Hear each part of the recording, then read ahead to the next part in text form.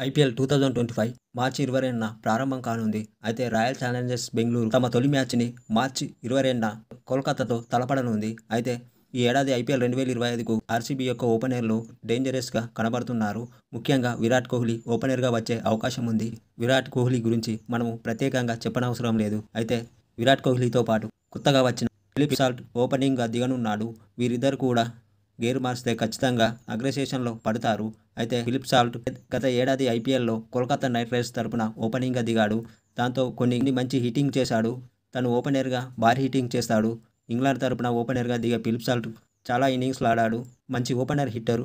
అయితే ఈ ఏడాది విరాట్ కోహ్లీ, ఫిలిప్ సాల్టులు ఓపెనర్‌గా దిగితే రాయల్ ఛాలెంజర్స్ బెంగుళూరు డేంజరస్‌గా మారే అవకాశం ఉంది. అయితే ఈ విరాట్ కోహ్లీ, ఫిల్ సాల్ట్ యొక్క ఓపెనింగ్ జోడీ ఎలా ఉంటుందో అని క్రికెట్ అభిమానులు ఎదురు చూస్తున్నారు. అలాగే ఈ ఐపీఎల్ 2025ను ఆర్సీబీ గెలుచుకోవాలని క్రికెట్ అభిమానులు కోరుకుంటున్నారు.